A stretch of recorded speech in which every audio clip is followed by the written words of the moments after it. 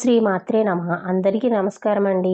తులారాశి వారికి జూలై 12, 13, 14 తేదీలలో ఏ విధంగా ఉంటుందో ఈ వీడియోలో మనం వివరంగా తెలుసుకుందాం. కాబట్టి ఈ వీడియోని ఎక్కడా స్కిప్ చేయకుండా చివరి వరకు చూడండి. అప్పుడే మేము మీకు ఏం చెబుతున్నామో పూర్తిగా అర్థమవుతుంది. అలాగే జై శ్రీరామ్ అని కామెంట్ చేయండి. తులారాశి రాశి చక్రంలో 7వ రాశి. దీనికి అధిపతి శుక్రగ్రహం. అందుకే తులారాశి వారిలో శుక్రుని లక్షణాలైన అందం, సున్నితత్వం, కళాభిరుచి, సమతూకం స్పష్టంగా కనిపిస్తాయి. వీరు ఎప్పుడూ న్యాయాన్ని, సమనత్యాన్ని కోరుకుంటారు. ఏ విధంలోనైనా రెండు వైపులా ఆలోచించి నిర్ణయం తీసుకోవడం వీరి నైజం. తుల అంటేనే త్రాసు కాబట్టి వీరెప్పుడూ సమతుల్యతను కాపాడుకోవడానికి ప్రయత్నిస్తారు. తులారాశి వారు చాలా సున్నితమైన మృదు స్వభావం కలిగిన వారు. వీరు ఎవరినీ బాధ పెట్టడానికి ఇష్టపడరు. అందరితో స్నేహపూర్వకంగా, మర్యాదగా వ్యవహరిస్తారు. అందం, కళలు, సంగీతం, చిత్రలేఖనం వంటి వాటి పట్ల వీరికి సహజమైన ఆకర్షణ ఉంటుంది. తమ చుట్టూ ఉన్న వాతావరణం అందంగా, శుభ్రంగా ఉండడానికి కోరుకుంటారు. దుస్తులు, అలంకరణ విషయంలో మంచి అభిరుచి కలిగి ఉంటారు. నిర్ణయాలు తీసుకోవడంలో తులారాశి వారికి కొంచెం ఇబ్బంది ఉంటుంది. ప్రతి విషయాన్ని అన్ని కోణాల నుండి బేరీజు వేసుకుని ఆలోచిస్తారు. కాబట్టి నిర్ణయం తీసుకోవడానికి సమయం పడుతుంది. కాబట్టి కొన్నిసార్లు అనవసర ఆలస్యానికి దారితీయవచ్చు. అయితే ఒకసారి నిర్ణయం తీసుకున్నాక దానికి కట్టుబడి ఉంటారు. వివాదాలు, గొడవలు వీరికి అస్సలు నచ్చవు. ఎప్పుడూ శాంతియుత పరిష్కారాన్ని కోరుకుంటారు. సంబంధాలు, భాగస్వాములు తులారాశి వారి జీవితంలో అత్యంత ముఖ్యమైన భాగం. వివాహం, స్నేహం, వ్యాపార భాగస్వాములు వీటన్నింటిలోనూ వీరు లోతైన అనుబంధాన్ని కోరుకుంటారు.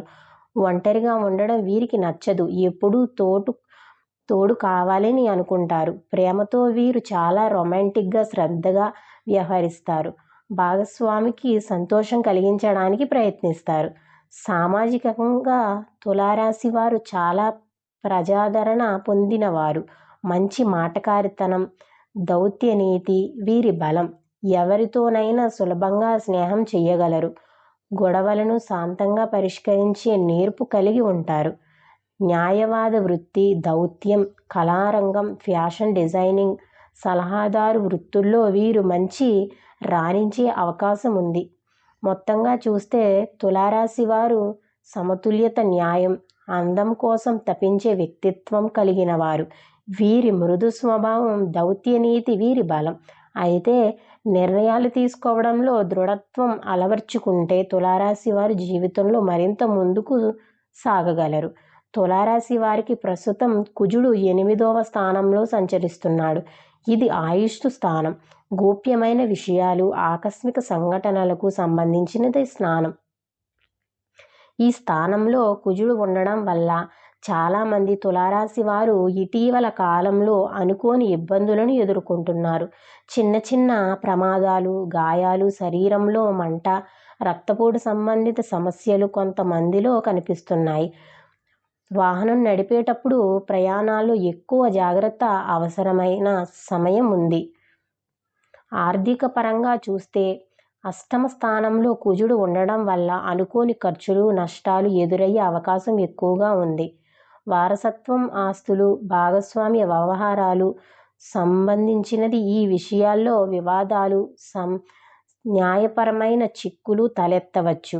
అప్పులు ఇచ్చిపుచ్చుకోవడంలో మోసాలు జరిగే అవకాశం ఉంది. కాబట్టి డబ్బు లావాదేవీలు జాగ్రత్తగా చేయాలి. కుటుంబంలో ఆస్తి పంపకాల విషయంలో గొడవలు, మనస్పర్ధలు తలెత్తే అవకాశం కూడా ఉంది. దాంపత్య జీవితంలో కూడా అష్టమ కుజుడు కొంత ఒత్తిడిని తీసుకొస్తాడు. భార్యాభర్తల మధ్య చిన్ని విషయాలకే వాదోపవాదాలు, అనుమానాలు తలెత్తే అవకాశం ఉంది. కోపతాపాలు ఎక్కువగా వ్యక్తమయ్యే అవకాశం ఉన్నందున మాట్లాడేటప్పుడు సమన్వయం పాటించడం చాలా అవసరం. మానసికంగా కూడా భయాలు, అభద్రతా భావన, రహస్యాలు దాచుకోవాలనే ధోరణి కొంతమందిలో కనిపించవచ్చు. ఆరోగ్యం విషయంలో ప్రత్యేక శ్రద్ధ అవసరం. శస్త్రచికిత్సలు అవసరమయ్యే పరిస్థితులు తలెత్తే అవకాశం ఉంది. కాబట్టి ఏదైనా ఆరోగ్య సమస్య కనిపిస్తే నిర్లక్ష్యం చేయకుండా వెంటనే వైద్యుని సంప్రదించడం మంచిది.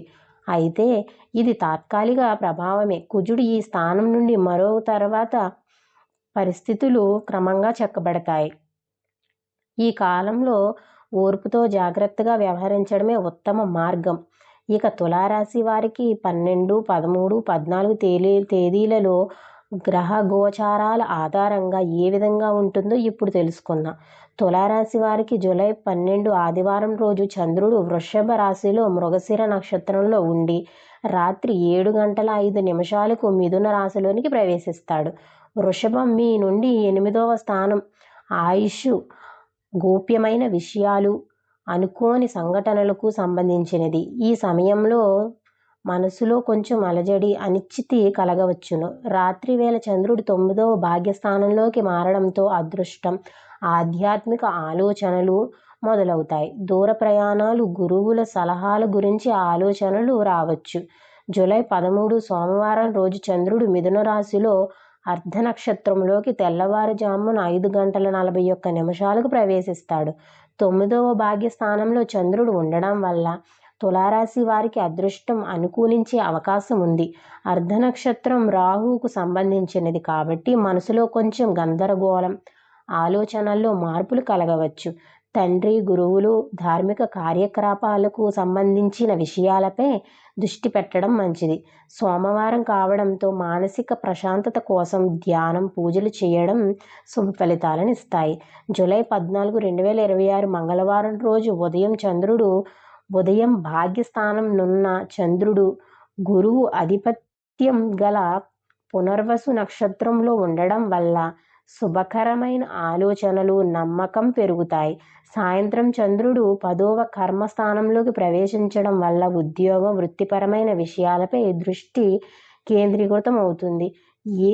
పై అధికారుల నుండి మంచి స్పందన, గుర్తింపు లభించే అవకాశం ఉంది. మంగళవారం కావడంతో తొందరపాటు నిర్ణయాలు తీసుకోకుండా జాగ్రత్త వహించండి. తులారాశి వారికి రాహు 5వ పుత్ర స్థానంలో సంచరిస్తున్నాడు. ఈ స్థానం విద్య, సంతానం, సృజనాత్మకతకు సంబంధించినది.